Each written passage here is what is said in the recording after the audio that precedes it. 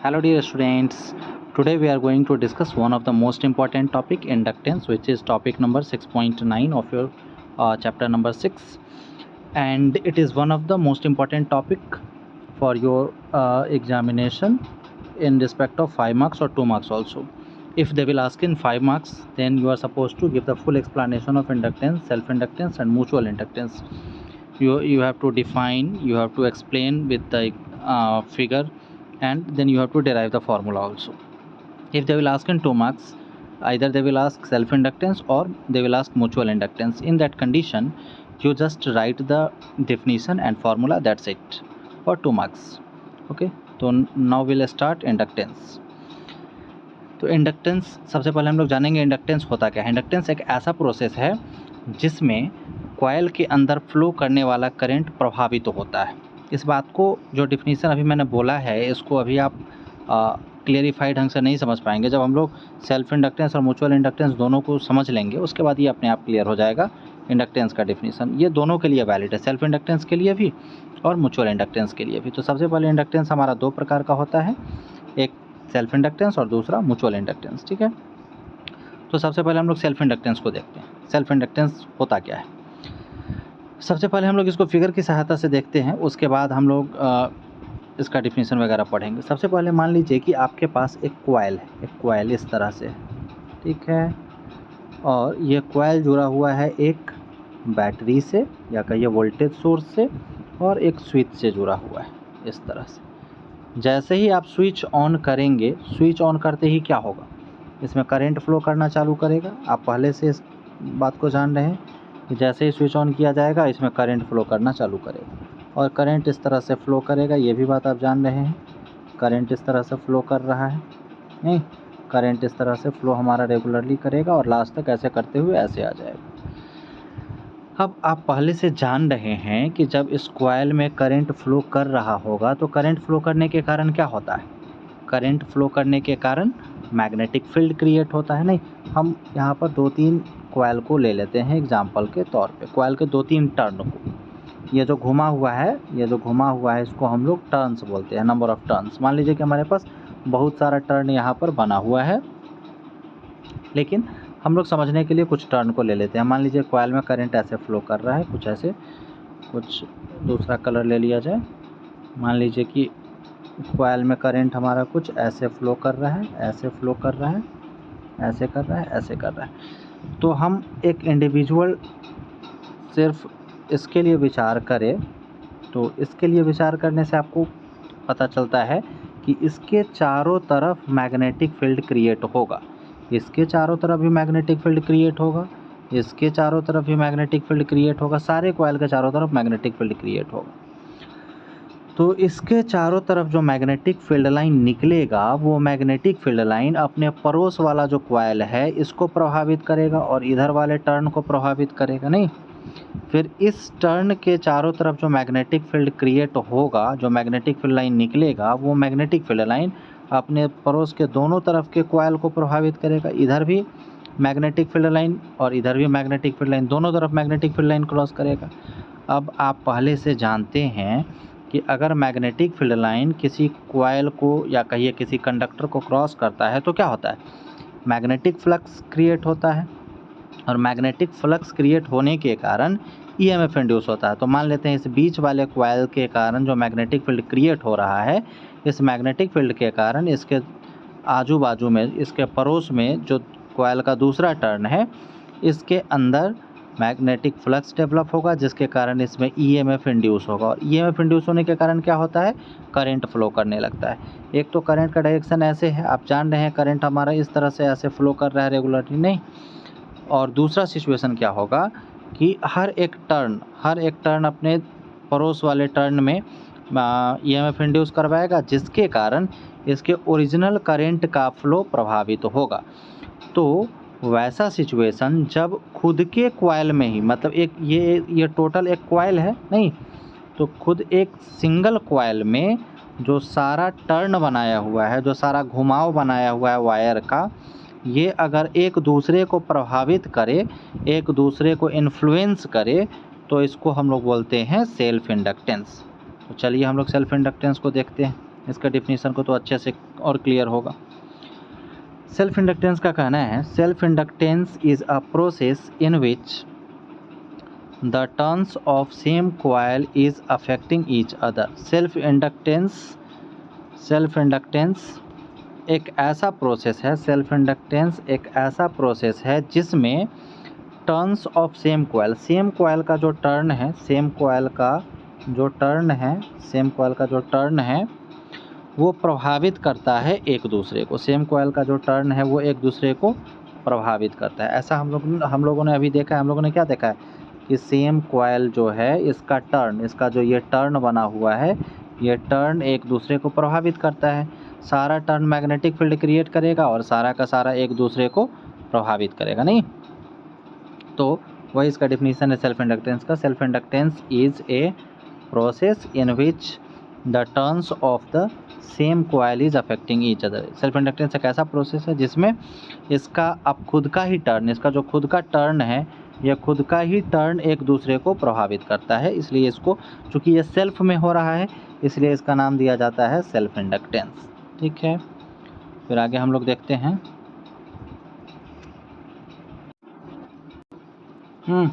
तो self inductance का ये डिफिनीशन है कि self inductance is a process in which the turns of same coil affecting each other by inducing the magnetic flux. Self inductance एक ऐसा process है जिसमें कॉइल का जो खुद का टर्न है वो एक दूसरे को प्रभावित करता है। किस चीज़ के द्वारा? एक दूसरे में ईएमएफ इंड्यूस करने के द्वारा, या फिर कहिए मैग्नेटिक फ्लक्स इंड्यूस करने के द्वारा। फिर उसके बाद इस फिगर उसके बाद हम लोग इस फिगर को बना लेंगे। फिगर बनाना सिंपल है। आप एक कॉइल बना लेंगे जिसमें n नंबर ऑफ टर्न्स है, उसको एक वोल्टेज सोर्स से कनेक्ट कर दीजिए, एक स्विच से कनेक्ट कर दीजिए, दैट्स इट।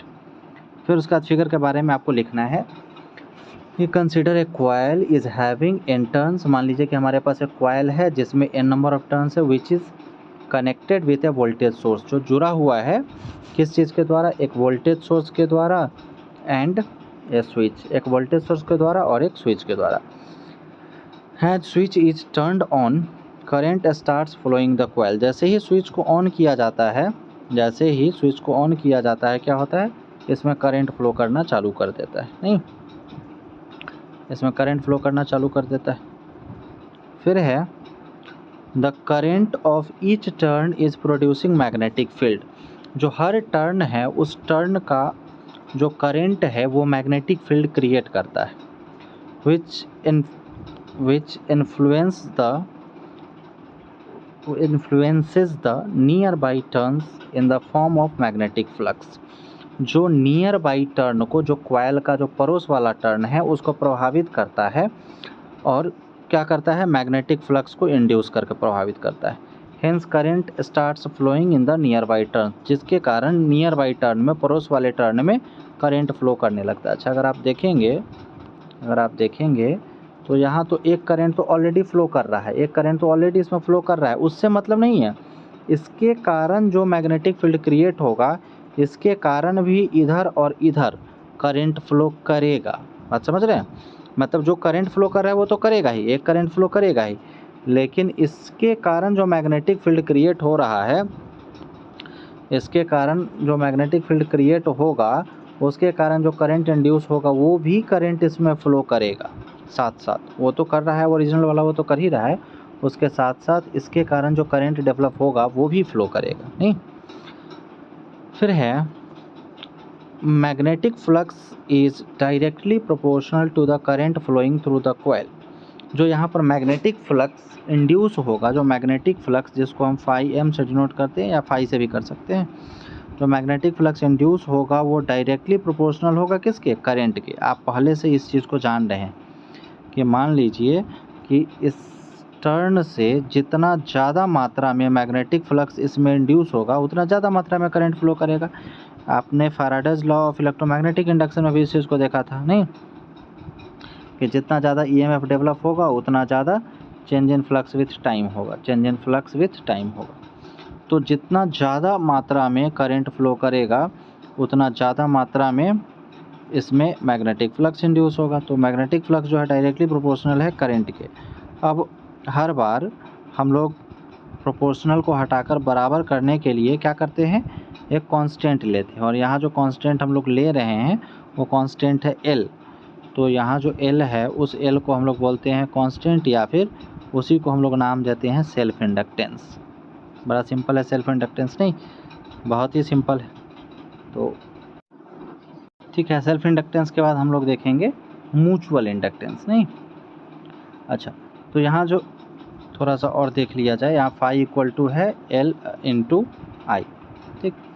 उसके बाद जो EMF डेवलप हो रहा है, EMF जो इंड्यूस हो रहा है, अगर हम उस EMF के लिए वैल्यू लिखना चाहे तो EMF इक्वल टू क्या होता है, minus D phi by D T, नहीं।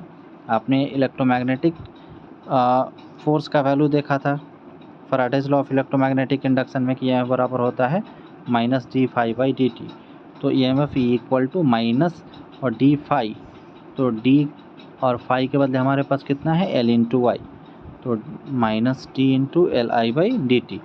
तो इसको हम लोग लिख सकते हैं, L यहाँ कांस्टेंट है तो L को हम लोग बाहर निकाल देंगे और इधर बचेगा D I by D T. और हमको वैल्यू किसका पता करना है, हमको वैल्यू पता करना है सेल्फ इंडक्टेंस का। तो सेल्फ इंडक्टेंस को हम किस चीज़ से डिनोट कर रहे हैं, L से, नहीं। तो सेल्फ इंडक्टेंस को जो हम L से डिनोट कर रहे हैं, इस L को अगर हमको लिखना हो तो L इक्वल टू हम लोग क्या लिख सकते हैं, L इक्वल टू हम लोग लिख सकते हैं, ये जो D I by D T है, इस D I by D T को E के नीचे लाना होगा, नहीं। तो माइनस को हम इधर ला देते हैं, L इक्वल टू हो जाएगा minus minus E divided by D I by D T, नहीं। तो ये हो जाएगा हमारा self inductance L equal to minus E by D I by D T. या फिर अगर आप इसको चाहें तो डी टी को ऊपर भी ले जा सकते हैं, तो डी टी को ऊपर ले जाएंगे तो minus E into D T by D आई। तो ये हो जाएगा हमारा सेल्फ इंडक्टेंस का फॉर्मूला। अब यहाँ से अगर आप इसका SI यूनिट लिखना चाहेंगे, यहाँ से अगर आप SI यूनिट इसका देखेंगे तो इलेक्ट्रिक फील्ड का SI unit volt, SI unit इसका अगर देखेंगे तो वोल्ट सेकेंड पर एम्पियर, या फिर वेबर पर एम्पियर, या फिर वेबर एम्पियर इन्वर्स भी हो सकता है। और यहाँ भी लिखा हुआ है ऊपर, इसको भी आप फॉलो कर सकते हैं कि unit of self inductance and mutual inductance दोनों का सेम रहता है हमारा यूनिट, या तो वेबर पर एम्पियर और हेनरी। जो फेमस यूनिट है इंडक्टेंस का, सेल्फ इंडक्टेंस या म्यूचुअल इंडक्टेंस का, वो है हेनरी। तो आप दोनों याद रखेंगे, वेबर पर एम्पियर या फिर हेनरी, या फिर वोल्ट एम्पियर पर सेकेंड, ठीक है। फिर वोल्ट पर सेकेंड पर एम्पियर। फिर उसके बाद हम लोग म्यूचुअल इंडक्टेंस को देखेंगे। म्यूचुअल इंडक्टेंस भी सेल्फ इंडक्टेंस जैसा ही है, बस थोड़ा सा अंतर है। इसको पहले हम लोग समझते हैं, उसके बाद इसका डेफिनेशन वगैरह देखेंगे। सबसे पहले मान लीजिए कि आपके पास एक कॉइल है, जिस कॉइल में एक वोल्टेज सोर्स जुड़ा हुआ है और एक स्विच जुड़ा हुआ है। अब जैसे ही स्विच को ऑन किया जाएगा, इसमें करंट फ्लो करना स्टार्ट करेगा, इसमें करंट फ्लो कर रहा है। अब पड़ोस में एक दूसरा कॉइल रखा हुआ है जिसमें एक गैल्वेनोमीटर जुड़ा हुआ है। तो देखा ये जाता है कि जैसे ही स्विच ऑन किया जाता है, इसमें करंट फ्लो करना चालू करता है। तो करंट फ्लो करते ही ये क्या करेगा, आप खुद से भी बता सकते हैं, इसके चारों तरफ मैग्नेटिक फील्ड क्रिएट होगा। मैग्नेटिक फील्ड के कारण क्या होगा, मैग्नेटिक फील्ड के कारण मैग्नेटिक फील्ड लाइन निकलेगा, और मैग्नेटिक फील्ड लाइन पड़ोस वाले कॉइल को क्रॉस करेगा, और पड़ोस वाले कॉइल को जो मैग्नेटिक फील्ड लाइन क्रॉस करेगा, तो इस पड़ोस वाले कॉइल में मैग्नेटिक फ्लक्स डेवलप होगा। मैग्नेटिक फ्लक्स डेवलप होगा तो क्या हो जाएगा, इसमें EMF इंड्यूस होगा, और इसमें EMF इंड्यूस होगा तो क्या होगा, इसमें करंट फ्लो करेगा, और करंट फ्लो करेगा तो यहाँ जो गैल्वेनोमीटर है, इसके निडल में डिफ्लेक्शन होगा, ये करंट के वैल्यू को शो करेगा कि इसमें करंट फ्लो कर रहा है, नहीं। तो अब म्यूचुअल इंडक्टेंस का हम लोग डिफिनीशन देखते हैं। तो mutual inductance is a process in which magnetic field is induced in near by separate coil. Mutual inductance एक ऐसा प्रोसेस है जिसमें मैग्नेटिक फील्ड इंड्यूस होता है नियर बाई अलग कॉइल में, जिसमें मैग्नेटिक फील्ड आप देख रहे हैं कि इसके कारण मैग्नेटिक फील्ड डेवलप हो रहा है नियर बाई कॉइल में, नहीं। तो इस प्रोसेस को हम लोग बोलते हैं म्यूचुअल इंडक्टेंस, ठीक। हाँ, in separate coil in the form of magnetic flux. आप जान रहे हैं जो सारा कहानी हो रहा है वो किसके कारण हो रहा है, मैग्नेटिक फ्लक्स के कारण। जो EMF इंड्यूस होता है वो EMF इंड्यूस किसके कारण हो रहा है, मैग्नेटिक फ्लक्स के कारण हो रहा है, नहीं। फिर अब यहाँ जो फिगर में आप देखे हैं, इस बात को हम लोग एक्सप्लेन कर सकते हैं आप अपने लैंग्वेज में लिख कर भी, नहीं। क्या लिख सकते हैं हम लोग, consider two separate coils placed nearby each other. मान लीजिए कि हमारे पास दो क्वाइल है जो दोनों एक दूसरे के नज़दीक रखा हुआ है। One coil is connected with a voltage source along with switch. जो एक क्वाइल है वो कनेक्टेड है किससे, एक वोल्टेज सोर्स से कनेक्टेड है, और जो किससे जुड़ा हुआ है, एक स्विच से जुड़ा हुआ है। अब सेम कंडीशन पहले भी था कि हमारे पास एक क्वाइल है जो कनेक्टेड है किससे, एक वोल्टेज सोर्स से और एक स्विच से। Other coil is connected with galvanometer. एक दूसरा क्वाइल है जो कनेक्टेड है किससे, गैल्वेनोमीटर से कनेक्टेड है। As switch is turned on, जैसे ही स्विच को ऑन किया जाता है, current starts flowing through the coil. Coil से करंट फ्लो करना चालू कर देता है, due to which magnetic field is created, जिसके कारण मैग्नेटिक फील्ड क्रिएट होता है। और मैग्नेटिक फील्ड क्रिएट होगा तो क्या होगा, which is induced in a nearby coil in the form of magnetic flux. जो नियर बाई क्वाइल में इंड्यूस हो जाता है किस रूप में, मैग्नेटिक फ्लक्स में। Hence current starts flowing in nearby coil, जिसके कारण करंट जो है नियर बाई क्वाइल में इंड्यूस होगा, which is observed by galvanometer, जिसको गैल्वेनोमीटर से ऑब्जर्व किया जाता है। जो बात हमने समझा था उसी बात को यहाँ पर हम लोग लिखे हैं। क्या हम लोग समझे थे कि सबसे पहले हमारे पास एक क्वाइल है जो एक वोल्टेज सोर्स और एक स्विच से जुड़ा हुआ है। जैसे ही स्विच ऑन करेंगे इसमें करंट फ्लो करेगा, करंट फ्लो करेगा तो इसके कारण मैग्नेटिक फील्ड क्रिएट होगा, मैग्नेटिक फील्ड क्रिएट होगा तो क्या होगा, जो पड़ोस का कॉइल है उसमें मैग्नेटिक फील्ड इंड्यूस होगा, मैग्नेटिक फील्ड लाइन क्रॉस करेगा और मैग्नेटिक फ्लक्स क्रिएट होगा। मैग्नेटिक फ्लक्स क्रिएट होगा तो क्या होगा, मैग्नेटिक फ्लक्स क्रिएट होगा तो इसमें ईएमएफ इंड्यूस होगा, ईएमएफ इंड्यूस होगा तो इसमें करंट फ्लो करेगा, करंट फ्लो करेगा तो गैल्वेनोमीटर में करंट के वैल्यू को शो किया जाएगा, नहीं। तो यही है हमारा म्यूचुअल इंडक्टेंस। अब म्यूचुअल इंडक्टेंस का भी कहना है कि जो यहाँ मैग्नेटिक फ्लक्स डेवलप होगा फाई, वो डायरेक्टली प्रोपोर्शनल है करंट के। जितना ज़्यादा मैग्नेटिक फ्लक्स डेवलप होगा उतना ज़्यादा करंट प्रोड्यूस होगा, नहीं, उतना ज़्यादा करंट फ्लो करेगा। तो इसके अकॉर्डिंग देखा जाए तो जो हमारा फाई है, जो हमारा मैग्नेटिक फ्लक्स है, वो बराबर हो जाएगा किसके, एम इंटू आई के। क्योंकि जब भी हम लोग कांस्टेंट को हटाते हैं, बराबर करते हैं, तो हम लोग एक कांस्टेंट लेते हैं। तो प्रोपोर्शनल को हटाकर बराबर करेंगे तो कांस्टेंट लेने के लिए हमको एक कांस्टेंट वैल्यू चाहिए बराबर करने के लिए। तो यहाँ पर कांस्टेंट के रूप में हमारा m है, और इस m को हम लोग कांस्टेंट बोलते हैं, या फिर इसी को हम लोग दूसरा भी नाम देते हैं, म्यूचुअल इंडक्टेंस, नहीं। तो फाई इक्वल टू हो जाएगा m इंटू आई। अच्छा, अब आप पहले से Faraday's law of electromagnetic induction से जानते हैं, क्या जानते हैं, कि ई एम एफ ई बराबर होता है minus D phi by D T. यह फार्मूला आपको पहले से पता है, यह फार्मूला आप पहले से जान रहे हैं कि ईएमएफ जो इंड्यूस होता है वो ईएमएफ बराबर होता है minus D phi by D T.